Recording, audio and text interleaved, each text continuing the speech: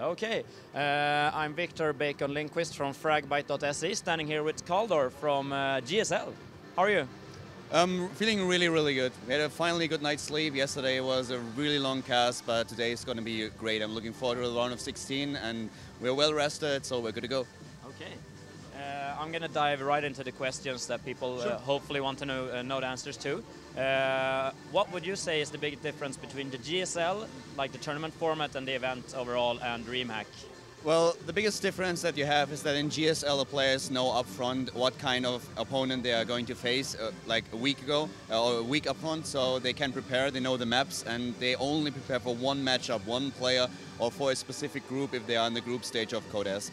Here at DreamHack you always have to be ready to face any kind of player, any kind of race and map, and you have to be a lot more flexible in your strategy. So this is the biggest difference, and of course you have a lot more matches in just the course of 3 days, which is always a bit of a problem and also puts a strain on the players. Yeah, and another difference that might come in play now at the end of the DreamHack tournament compared to the GSL tournament, except from the finals, is the audience, of course, is maybe a little bit bigger here even before the actual final game, I guess. Do you think that has a positive or negative impact on the players, or?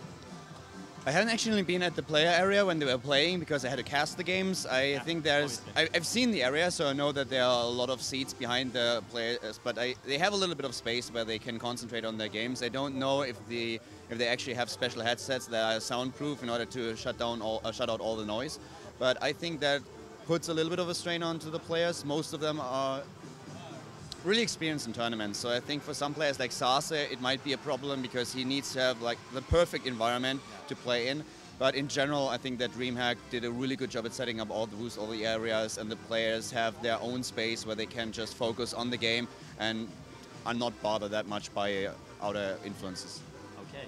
And I've been focusing a lot on many different games this DreamHack, so I'm not entirely sure what players are left in the StarCraft tournament. I know Sase is still in the game. Yep. Could you give us a quick recap? What's happened the last couple of days? What players are left, and who do you think will take home the grand final? Well, the last couple of days were kind of crazy because we had a lot of players causing like small upsets. We have Protosa, for example. He's a young Finnish player who was able to get out of the group, something that a lot of people did not expect. Thorzane, he just won the Swedish championship, but he was not able to get out of the third group of DreamHack.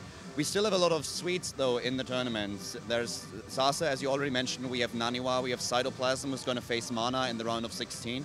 And surprisingly enough, a lot of the Koreans are already out of the tournament. JYP was not able to get past the second group stage, and in the last one, we had another couple of upsets as Cytoplasm was able to get out of his group. I actually don't know who the second player in this group was, but it was another foreigner. The two Koreans placed third and fourth, which was really surprising, and it caused a little bit of an upset, and especially Reddit was all over it. So right now we have Keen is still left, Tasia and Hero, those are the three Koreans, and two of them are facing each other already in the round of 16. So Keen is facing Stefano now. This is one of my favorite matches in the next round. Personally, I think it's really, really hard to predict who's going to win. I think Sweden has a really good chance of having at least one representative in the final. I think Naniwa or Sase have the skills and also the shape to be in the finals, but it's very hard to predict. I expect that either Hero or maybe Keen will go really far in the tournament, and I really hope for a Korean versus foreigner final. That would be amazing. That's the best thing that could happen. Korea versus Sweden, I hope. Yeah, that would be really nice. I mean, we already saw Keen facing Naniwa, and Naniwa was the only player who was able to defeat Keen so far, and he did it with 2-0. That was really, really impressive. And I don't really want to have a rematch because we had the game already before, but it would be really nice to see another Korean versus foreigner final, and if we have a Swedish player in Sweden at DreamHack, that would be the best case scenario. Obviously. And what about yourself? Like, tell us, except from the GSL, what are you focusing on right now, or is it only the GSL and nothing else? For now, besides the GSL is basically my private stream that I have as well, where I cast a ton of the European tournaments, and it helps me to just keep up with the European scene because I don't want to lose the touch with the European players, so that's one of the things that I'm concentrating on. On the other hand, I was now able to cast DreamHack. The week before I was at MLG, not as an official caster, but still had the opportunity to cast a game or two. There will be a couple of events in the near future that are also in Europe, and I hope that I will be able to attend them. We are currently just talking, and it's also a bit of a of an issue or a question if it works with the schedule that I have for GSL. But I want to attend as many tournaments outside of Korea as possible, as long as it doesn't interfere with my GSL schedule. Yeah. And so you're like, your main focus and your goal within esports right now is to focus on casting entirely. That's your career pretty much. Yeah, exactly. I decided like half a year ago to move to Korea and to be a full-time shoutcaster, and that is basically what I want to do for as long as possible. I really enjoy it. It's great living in Korea, being in touch with all the Koreans on a daily basis. I see them at the studio all the time, so it's really, really nice. And esports is awesome. I love my job. It's just amazing. It's great.